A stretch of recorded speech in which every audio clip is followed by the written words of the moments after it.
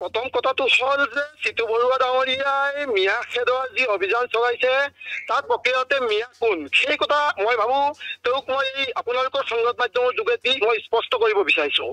অসমৰ সেইসকল লোকসকলক মিয়াৰ নামত একাংশ লোকক আচলতে যি মুছলমান সম্প্ৰদায়ৰ লোক আছে সেইসকলক টাৰ্গেট কৰি লোৱা হৈছে নেকি সেই বিষয়টো তেওঁলোকে এই মুহূৰ্তত স্পষ্ট কৰক। সেই কথা মই চিতু বৰুৱা ডাঙৰীয়াৰ ফালৰ পৰা জানিব বিচাৰিছো। দ্বিতীয় কথাটো হ'ল তেওঁ বিশেষভাৱে কিছু মানুহক এনেধৰণৰ টাৰ্গেট কৰা দেখিছো উজনি অসমত উজনি নামনিৰ যি পৰিৱেশ সেই শান্তময় পৰিৱেশটো তেওঁলোকে অশান্ত কৰিব বিচাৰিছে নেকি।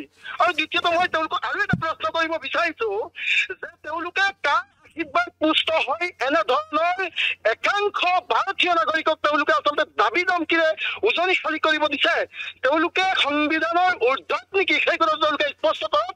কাৰণ যদিও মই এই সংগঠনৰ যুটীয়া সাধাৰণ সম্পাদকৰ দায়িত্ব পালন কৰিছো কিন্তু সংবিধানৰ ঊৰ্ধত মই নহয় আৰু সংগঠন নহয় বা অসমবাসী নহয়। গতিকে এনেধৰণৰ যি ধৰণৰ তেওঁলোকে কাণ্ড কৰিছে ইয়াক মই সংগঠনৰ মজিয়াৰ পৰা স্পষ্টভাৱে বিৰোধ কৰিছো।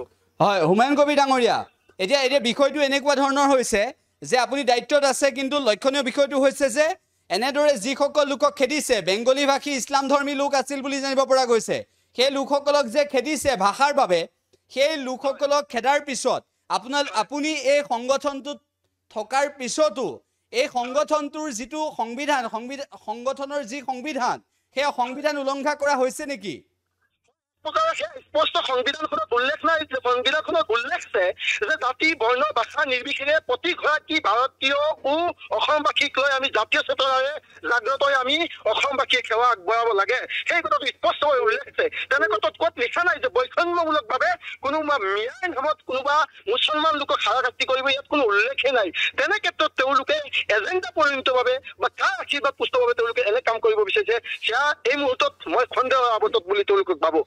হয় প্ৰথম কথাটো হ'ল যে চিতু বৰুৱা ডাঙৰীয়াই মিয়া খেদৰ যি অভিযান চলাইছে তাৰ প্ৰক্ৰিয়াতে মিয়া কোন সেই কথা মই ভাবো তেওঁক মই আপোনালোকৰ সংবাদ মাধ্যমৰ যোগেদি মই স্পষ্ট কৰিব বিচাৰিছো।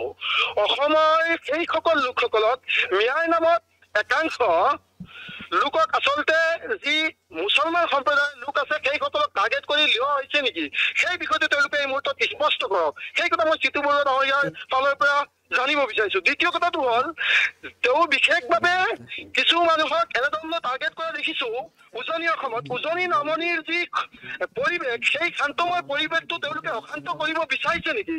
আৰু দ্বিতীয়তে মই তেওঁলোকক আৰু এটা প্ৰশ্ন কৰিব বিচাৰিছো যে তেওঁলোকে আশীৰ্বাদ পুষ্ট হৈ এনেধৰণৰ একাংশ ভাৰতীয় নাগৰিকক তেওঁলোকে আচলতে দাবী ধমকিৰে উজনি খালি কৰিব দিছে। তেওঁলোকে সংবিধানৰ ঊৰ্ধত নেকি সেই কথা তেওঁলোকে স্পষ্ট কৰক। কাৰণ যদিও মই এই সংগঠনৰ যুটীয়া সাধাৰণ সম্পাদকৰ দায়িত্ব পালন কৰিছো কিন্তু সংবিধানৰ ঊৰ্ধত মই নহয় আৰু সংগঠন নহয় বা অসমবাসী নহয়। গতিকে এনেধৰণৰ যি ধৰণৰ তেওঁলোকে কাণ্ড কৰিছে ইয়াক মই সংগঠনৰ মজিয়াৰ পৰা স্পষ্টভাৱে বিৰোধ কৰিছো। হয় হুমায়ুন কবিৰ ডাঙৰীয়া, এতিয়া বিষয়টো এনেকুৱা ধৰণৰ হৈছে যে আপুনি দায়িত্বত আছে কিন্তু লক্ষণীয় বিষয়টো হৈছে যে এনেদৰে যিসকল লোকক খেদিছে বেংগলী ভাষী ইছলাম ধৰ্মী লোক আছিল বুলি জানিব পৰা গৈছে। সেই লোকসকলক যে খেদিছে ভাষাৰ বাবে সেই লোকসকলক খেদাৰ পিছত আপুনি এই সংগঠনটোত থকাৰ পিছতো এই সংগঠনটোৰ যিটো সংগঠনৰ যি সংবিধান সেই সংবিধান উলংঘা কৰা হৈছে নেকি?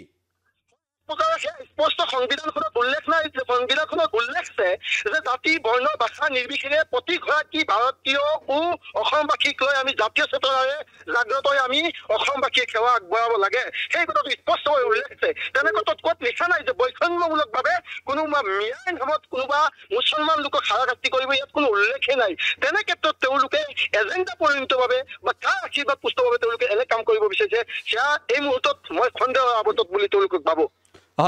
যিকোনো খবৰৰ বাবে যোগাযোগ কৰক 7099017330 লগতে 7099017110 নম্বৰত।